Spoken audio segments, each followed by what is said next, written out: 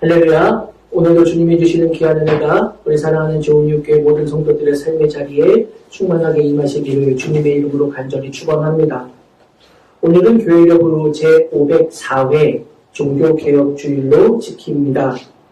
1517년 10월 31일 로마 가톨릭 교회의 소속 수도사였던 마르틴 루터가 가톨릭 교회의 가르침에 대한 95개조의 반박문을 비르텐베르크 교회 그 성당의 정문에 붙여놓으면서 종교개혁은 그렇게 시작됩니다. 이를 도화선으로 독일뿐만 아니라 유럽의 전역에 종교개혁 운동이 일어나게 되었고 지금의 개신교회, 프로테스탄트 교회가 바로 생겨나게 되었습니다.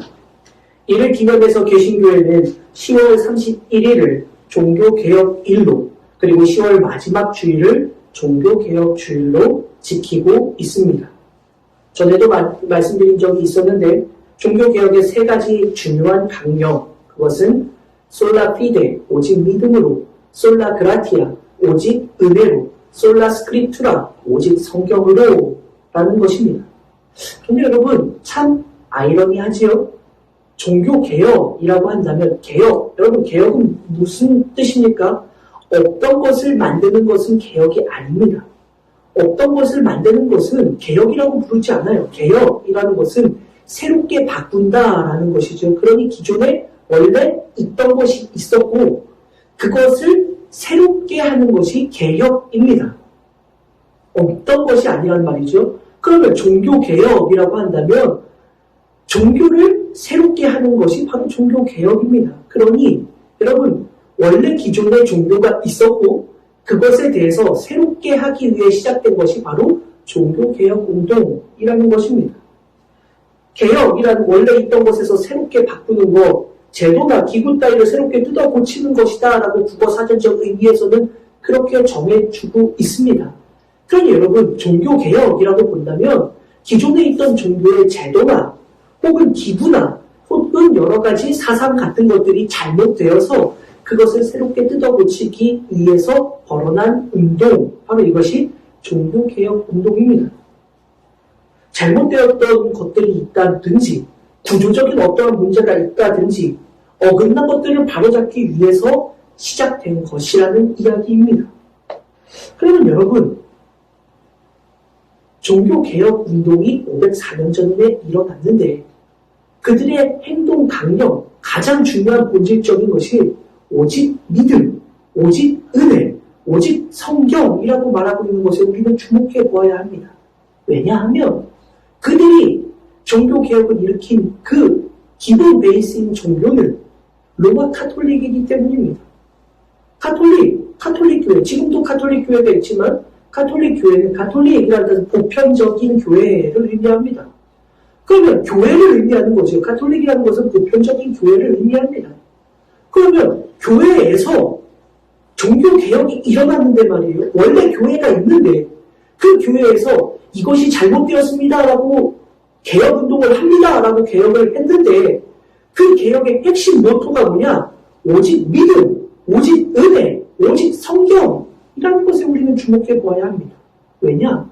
여러분 교회에서 지금도 그렇지만 로마 카톨릭도 그러하지만 여러분 교회에서 믿음, 은혜, 성경이라는 것은 사실 교회 안에서 가장 보편적으로 가장 핵심적으로 들려지는 말 아닙니까?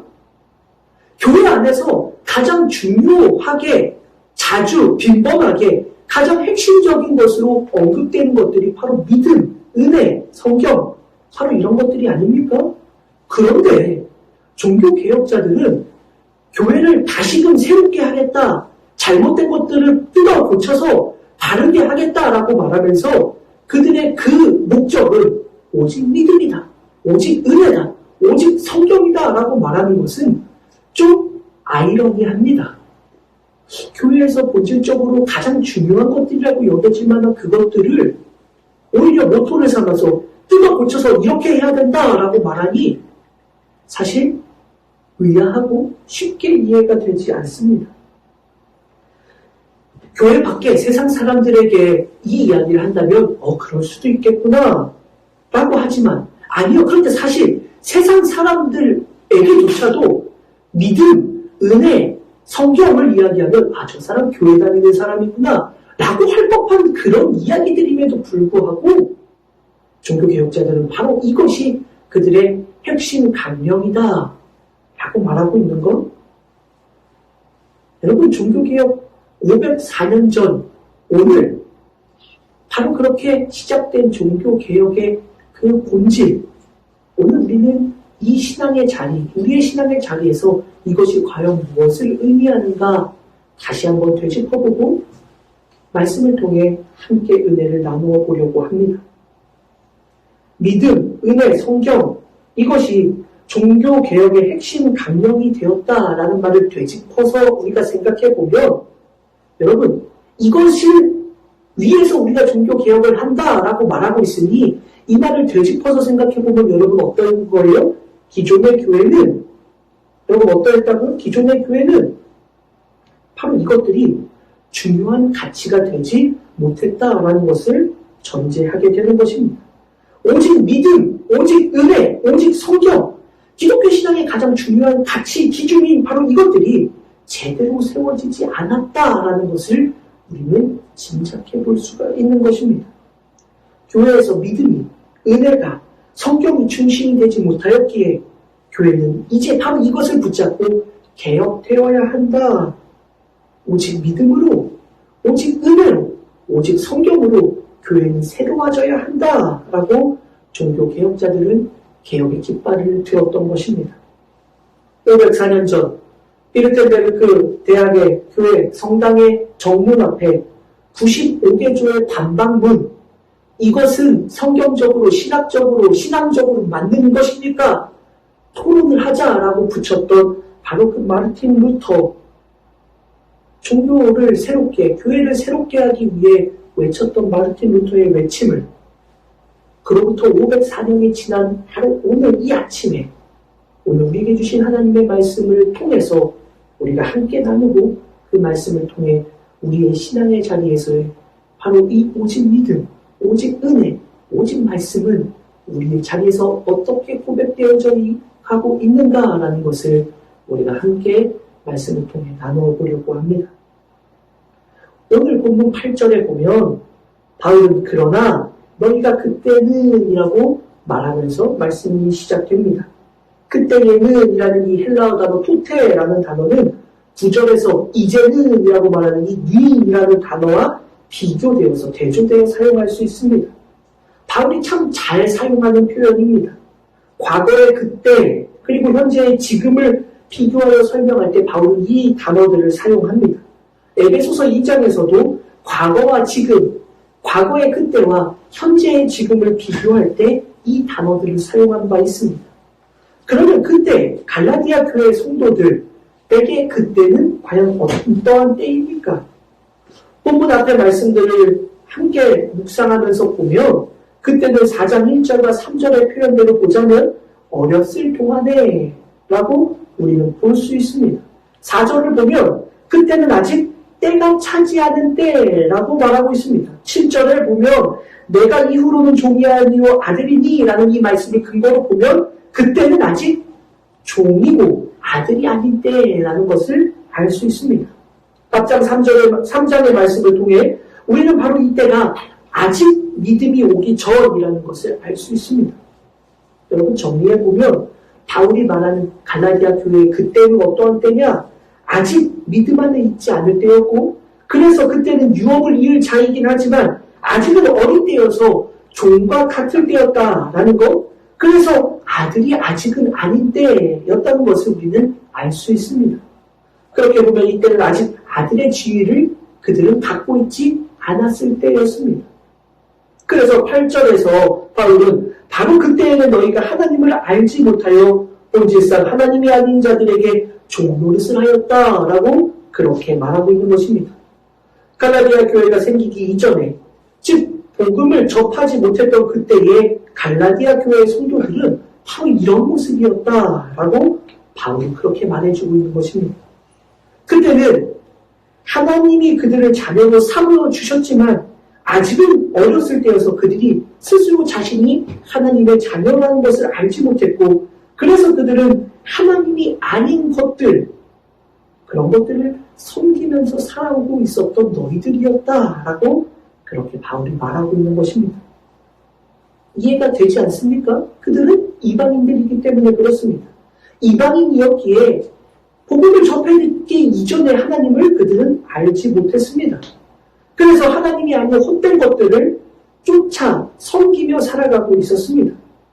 그런데 여러분, 여기까지는 당연히 이방인 교회에 말하는 거니까 당연히 그래 당연하지 라고 이해할 수 있는데, 바울은 여기서 바울 이전까지는 아무도 그 누구도 분명히 말하지 않았던 한 가지를 여기서 분명히 이렇게 말해주고 있습니다. 그것은 바로 그들이 그때에도 하나님을 알지 못하였던 그때에도 복음을 접해듣지 못했던 그때에도, 그래서 하나님을 알지 못해서 본질상 하나님이 아닌 것들을 쫓아 살아가며 하나님이 아닌 것을 섬기면서 살아가던 그때에도 그들은 무엇이었다? 하나님의 자녀였다라고 바울이 그렇게 이야기하고 있는 것입니다.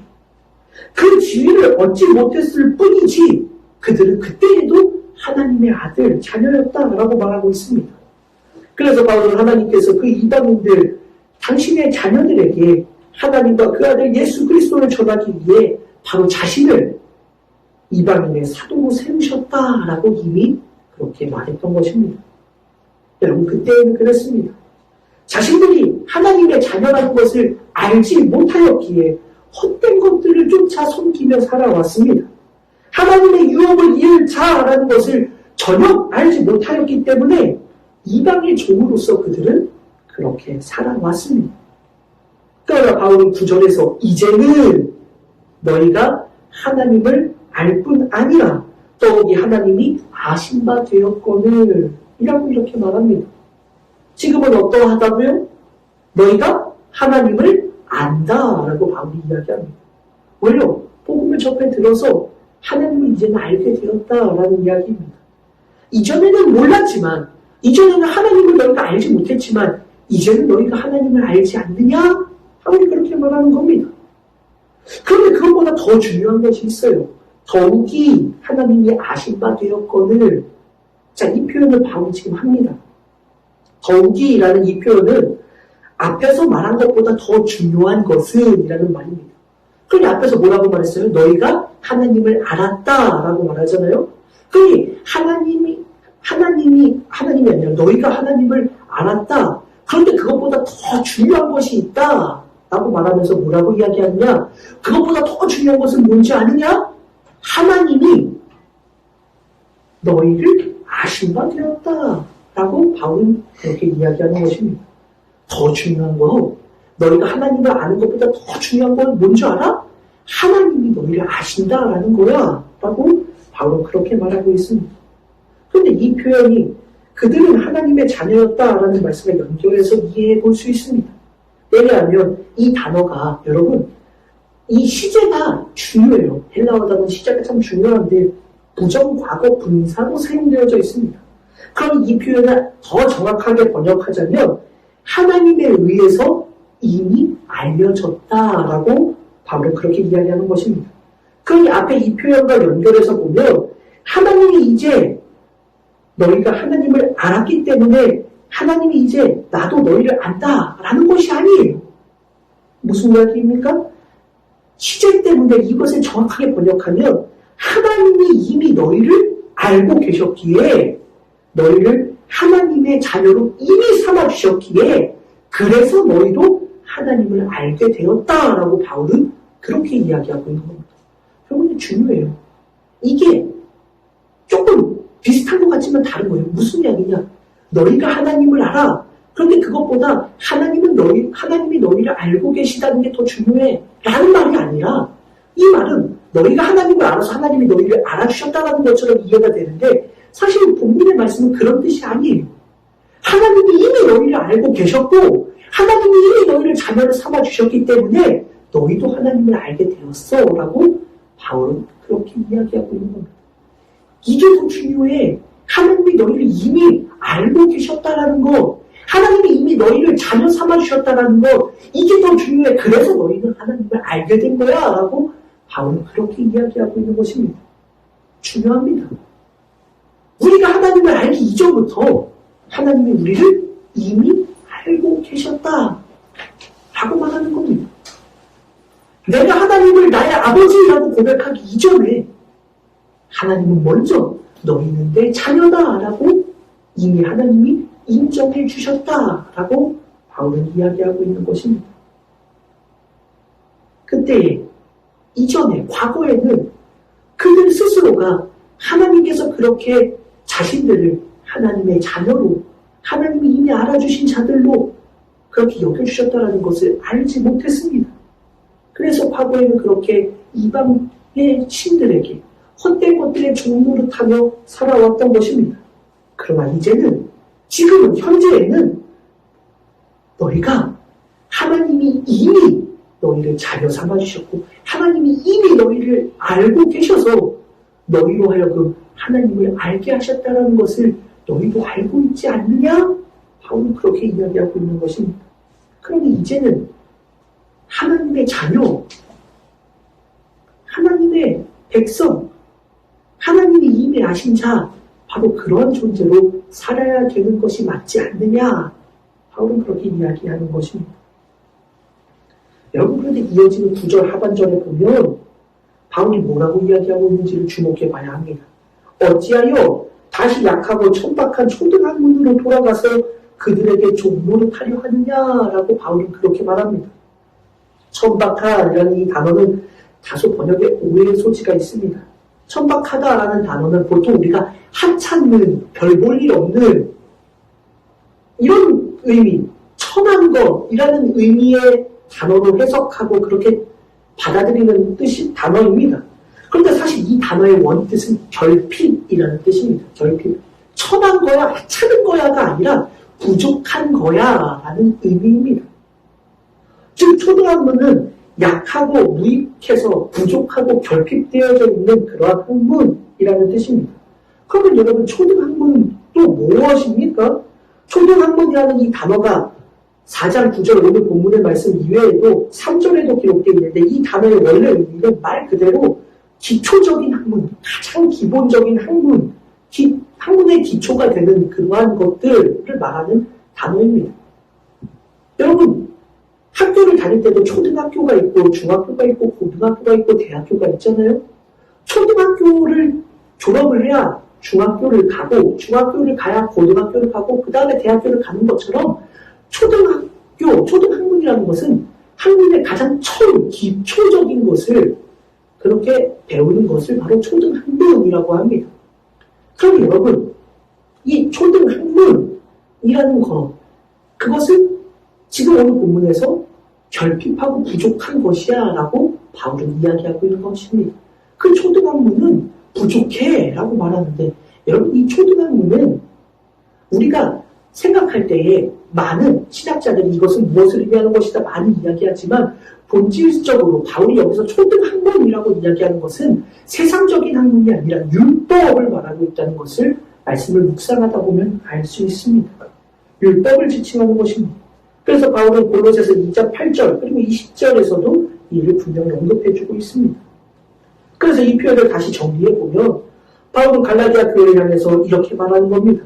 너희가 하나님이 이미 알고 계시고 하나님에 의해 너희도 이미 하나님을 알게 되었는데 하나님이 너희를 자녀 삼아주셨다는 것을 이미 알아서 너희도 하나님을 아버지라고 고백하는데 어째서 너희는 아직도 약하고 결핍한 부족한 그 율법으로 다시 돌아가서 그 율법의 종노릇을 하려고 하느냐라고 바울은 이야기하고 있는 것입니다. 그럼 여기서 우리는 왜 율법이 약하고 부족한 것, 결핍된 것이냐? 바울이 말하는 이유를 알 수 있습니다. 바울이 율법을 약한 것이다, 결핍된 것이다, 부족한 것이다 라고 말하는 것은 율법으로서는 구원을 얻을 수 없기 때문에 그렇습니다. 율법이 잘못되었기 때문이 아닙니다. 율법이 가치가 없는 것이고 천한 것이기 때문에 그렇게 말하는 것이 아닙니다. 천박한이라고 하니 그것은 형편없는 것이고 가치 없는 것이어서 율법을 그렇게 조롱하고 비방하는 것이 아닙니다. 바울이 왜 율법을 그렇게 초등학문이라고 말하고 있느냐? 딱 한 가지예요. 율법으로는 구원을 얻을 수가 없기 때문에 율법이 의미 없어서가 아니라 가치가 없어서가 아니라 율법으로서는 구원을 얻을 수가 없기 때문에 바울은 그래서 율법은 부족한 것이다 라고 그렇게 말하고 있는 것입니다. 여기까지 보면 바울은 하나님의 은혜로 하나님의 자녀가 된 너희가 그것을 이제 알고 있음에도 불구하고 왜 다시 율법으로 구원을 얻게 하지 못하는 그렇게 부족하고 약한 율법으로 돌아가서 그 율법의 종노릇을 하려고 하느냐라고 바울은 꾸짖고 있는 것입니다. 그런데 여러분, 갈라디아 교회의 문제는 여기에 끝나지 않습니다. 10절 말씀, 너희가 날과 달과 절기와 해를 삼가 지키니 라고 말하고 있는데, 자, 바울이 말하고 있는 이 날과 달과 절기와 해가 도대체 뭔가 우리는 생각해 봐야 됩니다. 율법이라는 것과 이게 지금 연결되고 있으니 여러분 이것은 세상적인 것이 아니라는 것을 알 수 있어요. 그러면 날과 달과 절기와 해는 도대체 뭐냐? 날이라는 건 여러분 유대인들이 전통적으로 지키는 안식일과 금식일입니다. 달이라는 것은 매월 그들이 성회로 모이는 월상을 말합니다. 절기라는 것은 유대의 3대 절기, 우리가 아는 유월절, 오순절, 장막절, 거기에 덧붙여서 유대인들이 철저하게 지켜서 행하던 절기, 나팔절, 수전절, 불임절 이런 것들을 지키고 있었다라는 것입니다. 해라는 것은 해마다 돌아오는 것, 7년마다 돌아오는 안식년, 그리고 50년마다 돌아오는 희년 이런 것들을 너희가 지킨다라는 것입니다. 여러분, 삼가 지킨다는 건 면밀하게 세밀하게 잘 지키고 있다라고 지금 바울이 이야기하는 것입니다. 여러분, 갈라디아 교회가 율법만 지키는 것이 아니라 율법만 따르는 것이 아니라 유대인들이 지키던 관습, 안식일, 금식일을 지키고 월상을 지키고 중요하게 여기던 절기를 지키고 희년, 안식년을 지키면서 그들은 그것들이 열심히 면밀히 세밀하게 잘 지키고 있다라고 지금 바울은 지적하고 있습니다.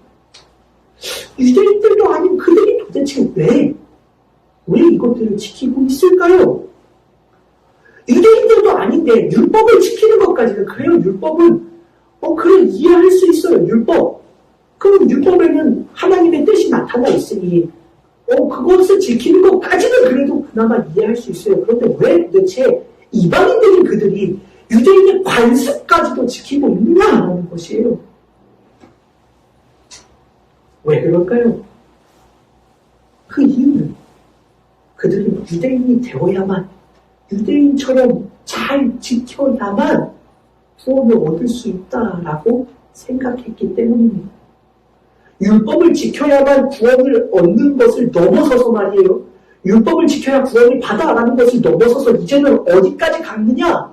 유대인처럼 되어야만, 유대인처럼 살아야만, 그렇게 살고 지켜야만 유대인에게만 구원이 있는 것처럼 그들이 그렇게 믿고 지키고 있었다라는 것.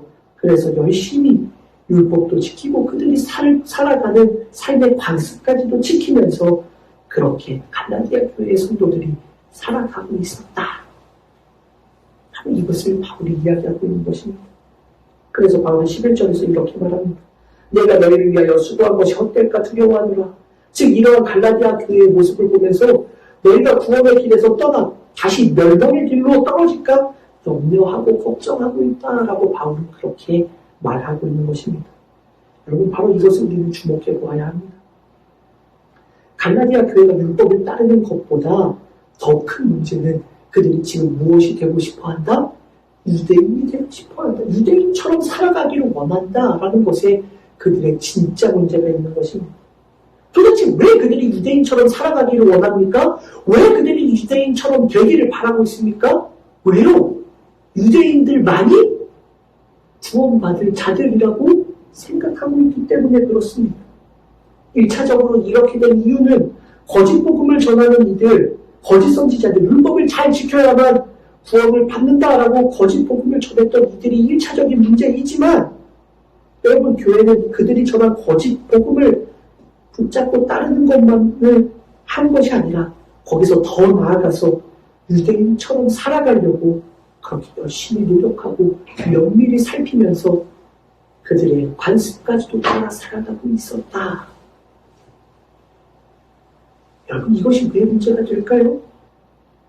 바울이 말한 것에서 분명한 이유를 우리는 알 수 있습니다. 바울은 앞에서 말한 바와 같이 하나님께서 이미 너희를 아셔서 하나님의 자녀를 삼아주셨기에 너희가 하나님을 알게 된 것이다 라고 말하지 않았습니까? 너희가 하나님을 아는 것보다 하나님이 먼저 너희를 아셨고 하나님이 먼저 너희를 자녀 삼아주셨다라고 바울은 말했습니다. 이전까지 여러분 구원은 유대인에게만 허락된 것이라고 유대인들도 그렇게 믿었고 이방인들에게도 그렇게 말하면서 살아왔습니다. 오직 우리만 선택받은 백성이야 유대인들은 그렇게 살아왔습니다. 그런데 아니라고 말하는 겁니다. 하나님은 이방인들인 너희들을 이미 알고 계셨다는 겁니다. 이미 너희를 자녀 삼아주셨다는 거예요. 아직 그들이 모를 뿐이지 아직 그들이 알지 못해서 헛된 것들을 쫓아 살아가고 있었던 것이지 하나님은 그렇게 되기를 바라면서 하나님은 그들이 구원받기를 바라면서 이미 내 자녀로 삼아줄 거야. 나는 이미 너희를 알아 라고 이미 그렇게 결정을 해 놓으셨던 겁니다. 그런데 그것을 알지 못하였다가 하나님이 그것을 결정해 놓으시고 나서 말씀을 듣고 복음을 듣고 그들은 하나님을 알게 되어서 비로소 구원의 반열에 들어가게 되었다라는 것입니다. 이것이 여러분 은혜입니다. 구원에 합당한 자들이 아니었어도 하나님이 이미 그들을 구원받을 수 있는 자들로 허락해 주셨다. 바로 이것이 은혜입니다. 그런데 여러분 어떻습니까? 그들은 그 하나님의 은혜를 버린 겁니다. 이방인들인 그들에게도 하나님은 이미 구원의 그 길을 열어놓으셨는데 그 구원의 길을 버리고 유대인이 되어야만 구원을 얻을 수 있다라고 착각하며 그들의 삶의 자리까지 끝까지 따라가야지라고 그들은 하나님의 구원의 은혜를 버리고 자신이 노력해서 구원을 얻으려는 그러한 길, 어리석은 착각의 길로 그들은 나아가고 있었다. 바로 이것을 바울은 걱정하고 있었던 것입니다. 사랑하는 여러분, 구원의 길은 하나님의 은혜에 의해 우리에게 모두에게 열려져 있는 것입니다. 우리가 무엇을 했기 때문에 우리에게 주어진 것이 아닙니다. 우리의 공로가 아닙니다. 우리가 어떻게 노력한다고 해서 얻게 되는 것이 아닙니다. 오직 하나님의 그 은혜를 믿을 때에 우리에게 주어지는 것입니다. 하나님은 이미 모두에게 이방인이었던 그들에게도 그들이 하나님을 알기 이전부터도 하나님은 그들에게 구원의 길을 열어놓으셨습니다. 그들이 무엇을 했기 때문이 아니라 하나님은 그들 이방인들이라고 하여도 나는 너희를 나의 자녀로 인정해 주마. 너희를 구원에 합당한 자들로 받아들이도록 그 문을 열어놓으마. 하나님은 그렇게 미리 우리에게 은혜를 베풀어 주셨습니다. 우리가 무엇을 했기 때문이 아닙니다. 하나님이 그 길을 열어놓으셨기 때문에 그래서 우리는 하나님을 알게 되었다라고 바울은 말하고 있지 않습니까? 그것이 은혜입니다. 그 은혜를 믿을 때에 우리는 구원을 얻게 되는 것입니다. 바울은 그러하기에 유대교를 따르고 유대인들의 삶까지 쫓아가려던 그들을 보며 염려하고 걱정했고 바로 그래서 종교개혁자들은 교회가 이것을 놓치고 헛된 길을 따르고 있는 바로 은혜를 믿음을 떠나 헛된 것들을 쫓아가는 모습을 보면서 오직 은혜를 오직 믿음을 우리에게 다시금 선언하고 선포하고 있는 것입니다. 하나님의 말씀보다 교권이 우선되는 것을 비판하며 그들은 오직 믿음, 오직 은혜, 오직 성경 바로 이것을 외치며 504년 전 오늘 종교개혁을 시작했던 것입니다. 그런데 여러분 504년이 지난 오늘 우리의 신앙의 자리에서 우리의 신앙의 모습은 어떠합니까? 우리는 바울이 외쳤던 그리고 종교개혁자들이 죽음을 불사하고 외쳤던 오직 믿음, 오직 은혜, 오직 성경 그 신앙의 가치 기준을 오늘 우리의 신앙의 자리에서도 굳게 붙잡고 우리의 믿음의 길을 걸어가고 있습니까? 여러분 어쩌면 돌아보면 이 말씀은 오늘 우리에게 주시는 주님의 말씀은 아닐까요? 갈라디아 교회의 모습이 우리의 모습이고 종교개혁자들이 비판하고 개혁하기를 원했던 로마 가톨릭 교회의 모습이 우리의 모습은 아닐까요? 은혜가 아니면 살아갈 수 없네라고 우리가 찬양을 하기도 하고 우리가 기도하기도 하지만 그러나 여러분 우리의 신앙의 자리에서는 말입니다. 하나님의 은혜보다 앞서는 내 노력, 내 수고, 내 헌신, 내 열정 하나님의 은혜보다 이것들이 더 앞서고 있지는 않습니까? 하나님이 주신 은혜를 믿음으로 고백하며 하나님이 내게 부어주신 은혜에 감사하면서 믿음만 붙잡고 주님의 길을 걸어가는 것이 아니라 아니 하나님의 은혜보다 내가 수고한 것이 이만큼인데 내가 노력한 것이 이 정도인데 내가 지금까지 믿음의 길 속에서 감당했던 것들이 이렇게나 많은데 라고 말하면서 우리 역시도 갈라디아 교회의 모습이나 로마 가톨릭 교회의 모습처럼 우리의 모습 속에서도 다시금 오직 믿음, 오직 은혜, 오직 성경이 다시금 외쳐져야만 하는 그러한 믿음의 삶의 모습은 아닌가.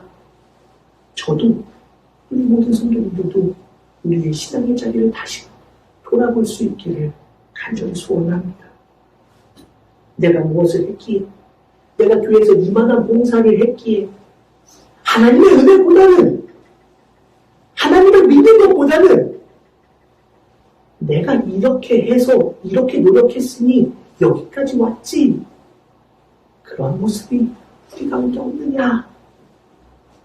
목회자는 이렇게 목회해 왔으니 이만큼 교회를 성장시키고 부흥시켜 놨으니 교회를 몇 개를 개척했으니 내가 이렇게 많은 선교의 길을 활짝 열어 놓았으니 이만하면 내가 이 자리에 올 만큼 대접되었지 하고 말하는 모습은 없느냐.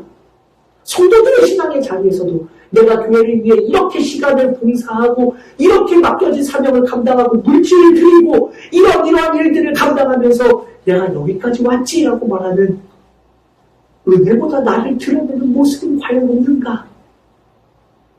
저도 우리 성도님들도 우리의 신앙의 모습을 점검해야 합니다. 또 어떤 때에는 하나님의 말씀보다는 그 하나님의 말씀을 내 생각과 내 기준에 맞춰서 변개하고 바꾸어버리고 이것은 나한테 맞지 않는지 잘라내버리고 이것은 나에게 필요하니 덧붙여버리면서 하나님의 말씀을 바꾸면서 마치 로마 교황청의 교황은 하나님의 말씀보다 더 위에 있다라고 말했던 교황 무엇을 하나님의 말씀보다 교황의 말은 하나도 흠이 없다. 하나님의 말씀과 교황의 말이 충돌될 때에는 흠이 없는 교황의 말을 우선된다라고 말했던 바로 그러한 로마 가톨릭의 모습이 어쩌면 우리가 말씀을 대하는 우리의 모습은 아닌가. 504년 전 그리고 2000년 전 바울이 안타까워하며 하나님의 은혜를 기억해라. 그 은혜를 믿음으로 구원받는 것이다. 라고 간절히 부르짖었던 바울의 모습. 그리고 504년 전 종교개혁자. 아니야. 믿음으로 구원을 받는 거야. 하나님의 은혜로만 구원을 받는 거야. 오직 성경의 말씀이 가장 우선되어야 하는 거야. 라고 외쳤던 종교개혁자들의 외침이 오늘 우리의 신앙의 자리에서 다시금 들려지고 그 외침이 그 말씀이 우리의 신앙의 중심이 되는 믿음의 길을 걸어갈 수 있는 사랑하는 주의 자녀들이 되시기를 주님의 이름으로 간절히 축원합니다. 사랑하는 여러분, 504회 종교개혁 주일 그리고 특별히 오늘은 바로 그 504회 종교개혁 1일입니다. 우리의 신앙의 자리를 다시금 점검해보며 오직 믿음, 오직 은혜, 오직 성경의 이 종교 강령이 우리의 신앙의 자리에서 다시금 불일듯 솟아나는 복된 은혜가 있으시기를 주님의 이름으로 간절히 축원합니다. 기도합니다. 하나님 감사합니다. 우리의 신앙의 자리를 오늘 주신 말씀을 돌아보며 다시금 점검해 나아갈 수 있도록 붙들어 주옵소서. 오직 믿음으로, 오직 은혜로, 오직 성경으로 살아가지 못했던 우리의 신앙의 자리가 있다면 우리의 신앙을 다시금 새롭게 하며 다시금 개혁하며 하나님 믿음으로만 살아가는 우리들, 하나님의 은혜만을 고백하며 감사하는 우리들, 주님의 말씀이 가장 최우선이 되는 삶을 살아가는 우리들로 우리의 신앙의 삶을 바꾸어갈 수 있는 복된 주의 자녀들이 되게 하여 주시옵소서. 감사를 드리며 거룩하신 예수님의 이름으로 간절히 기도 올리옵나이다. 아멘.